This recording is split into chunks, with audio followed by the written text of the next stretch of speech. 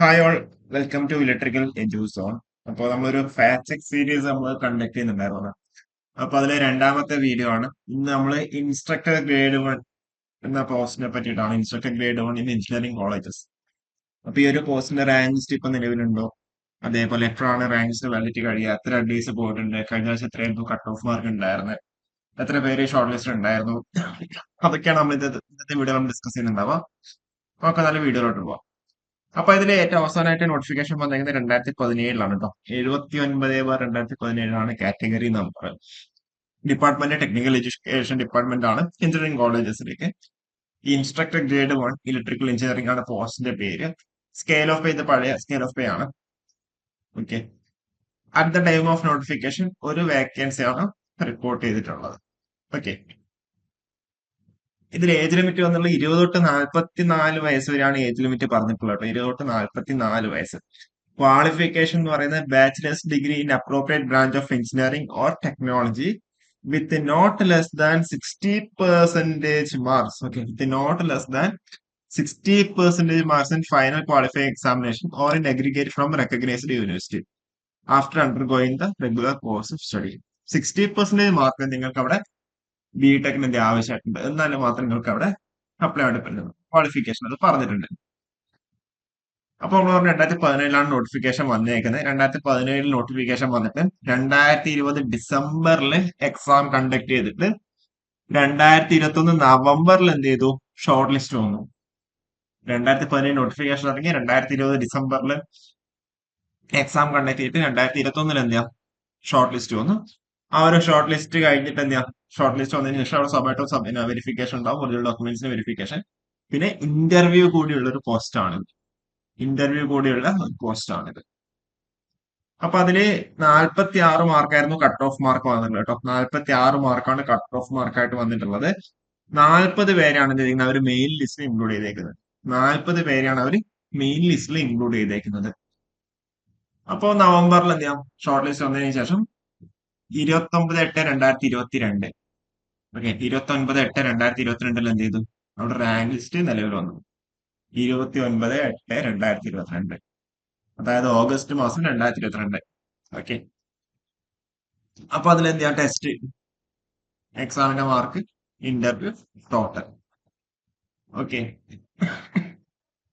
അപ്പൊ ആ ഒരു രീതിയിലാണ് എന്ത് ചെയ്തേക്കുന്നത്, അവര് റാങ്ക് ലിസ്റ്റ് പബ്ലിഷ് ചെയ്തേക്കുന്നത്. ഇപ്പൊ 2022 ഓഗസ്റ്റ് വരുമ്പോ 23, 24, 25, 2025 വരെ എന്ത് ചെയ്യാം, അവിടെ ഓഗസ്റ്റ് മാസം വരെ അവിടെ വാലിഡിറ്റി ഉണ്ട്. ഓക്കെ, 3 വർഷമാണ് പോസ്റ്റ് ഉള്ളത്. അപ്പൊ 27 ഓഗസ്റ്റ്, ഇപ്പൊ 4-ാം മാസം ആയതുകൊണ്ട് ഒരു 4 മാസം കൂടി കഴിയും. 4 മാസം കൂടി എന്ത് ചെയ്യും, ഈ ഒരു പോസ്റ്റിന്റെ ഇവിടെ റാങ്ക് ലിസ്റ്റിന് വാലിഡിറ്റി ഉണ്ട്. അപ്പം 79/2017 കാറ്റഗറി പ്രകാരം ടോട്ടൽ 7 വേക്കൻസി ആണ് ഈ ഒരു പീരീഡിൽ റിപ്പോർട്ട് ചെയ്തിട്ടുള്ളത്. 7 വേക്കൻസി. നമുക്കറിയാം ഇൻസ്ട്രക്ടർ ഗ്രേഡ് വൺ എന്ന് പറയുമ്പോൾ എഞ്ചിനീയറിംഗ് കോളേജിൽ, ഗവൺമെന്റ് എഞ്ചിനീയറിംഗ് കോളേജിൽ ഇൻസ്ട്രക്ടർ ഗ്രേഡ് വൺ എന്ന പോസ്റ്റിലേക്കാണ് ഉണ്ടാവുക. അപ്പൊ അവിടെ സ്വാഭാവികമായിട്ടും അവിടെ പോസ്റ്റുകളുടെ എണ്ണം കുറവാണ്, അല്ലെ? പോസ്റ്റുകളുടെ എണ്ണം അവിടെ കുറവാണ്. എന്നിട്ട് എന്താ, അവിടെ 7 വേക്കൻസീസ് എന്ത് റിപ്പോർട്ട് ചെയ്യപ്പെട്ടിട്ടുണ്ട്. 7 ഫ്രഷ് ആയിട്ടുള്ള വേക്കൻസി തന്നെയാണ്. എൻജെയുടെ കാര്യങ്ങളൊന്നും വന്നിട്ടില്ല. 7 ഫ്രഷ് ആയിട്ടുള്ള വന്ന വേക്കൻസിനാണ്. 7 വേക്കൻസി റിപ്പോർട്ട് ചെയ്തിട്ടുണ്ട്.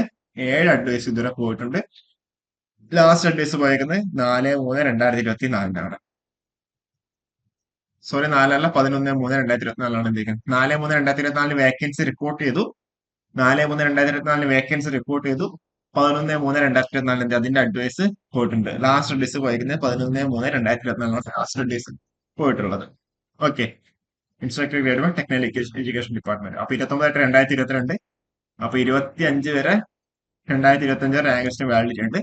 അപ്പൊ 2025 ശേഷം, 2025 ശേഷം, സോറി, 2025 ഓഗസ്റ്റിന് ശേഷം ഒരു വേക്കൻസിയും കൂടി റിപ്പോർട്ട് ചെയ്ത് കഴിഞ്ഞാൽ സ്വാഭാവികമായിട്ടും ഈ ഒരു പോസ്റ്റിന്റെ നോട്ടിഫിക്കേഷൻ PSC ഇറക്കുന്നുണ്ടാവും.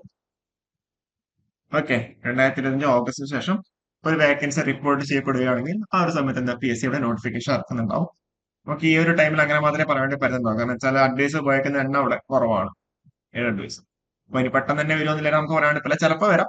അല്ലാന്നുണ്ടെങ്കിൽ എന്താ, ഒരു വേക്കൻസി പി എസ് സിക്ക് ഈ ഒരു റാങ്ക് ലിസ്റ്റ് വാലിഡിറ്റി കഴിഞ്ഞതിന് ശേഷം വീണ്ടും ഒരു പോസ്റ്റിലേക്ക് വേക്കൻസി റിപ്പോർട്ട് ചെയ്ത് കഴിഞ്ഞാൽ പുതിയൊരു നോട്ടിഫിക്കേഷൻ അവിടെ ഇറക്കുന്നുണ്ടാവും. ഓക്കെ, അപ്പൊ അതാണ് ഈ ഒരു പോസ്റ്റിന്റെ സാധ്യതകൾ. നമ്മൾ ഈ ഒരു വീഡിയോയിലൊക്കെ നമ്മൾ സാധ്യതകളാണ് പറയുന്നുണ്ടാവുക, നമുക്കത് കൺഫേം ചെയ്യാൻ വേണ്ടി പറ്റുന്നുണ്ടാവില്ല. അപ്പോ പല പല പോസ്റ്റുകളും പല സാധ്യതകളാണ് നമ്മൾ ഡീറ്റെയിൽ ആയിട്ട് നമ്മൾ പറയുന്നുണ്ടാവുക. ഓക്കെ, അപ്പോ ഇതേപോലെ ഇനിയും നിങ്ങൾക്ക് വേറെ ഏതെങ്കിലും പോസ്റ്റിനെ പറ്റിയിട്ട് കൂടുതലായിട്ട് അറിയണമെന്നുണ്ടെങ്കിൽ നിങ്ങൾ താഴെ കമന്റ് ചെയ്താൽ മതി. നമ്മൾ വർക്കറിന്റെ ഓൾറെഡി നമ്മൾ ഡീറ്റെയിൽ ആയിട്ട് 2 വീഡിയോസ് ഒക്കെ മറ്റു ചെയ്തിട്ടുണ്ട്. അപ്പൊ അതുകൊണ്ടാണ് വീണ്ടും നമ്മൾ ചെയ്യാത്തത്. ഓക്കെ, വേറെ എന്തെങ്കിലും പോസ്റ്റിന്റെ ഡീറ്റെയിൽസ് അറിയണമെന്നുണ്ടെങ്കിൽ താഴെ കമന്റ് ചെയ്യാം. ഓക്കെ, കൂടുതൽ അപ്ഡേറ്റ്സ് ഉണ്ടെങ്കിൽ വീണ്ടും കാണാം. Okay, thank you.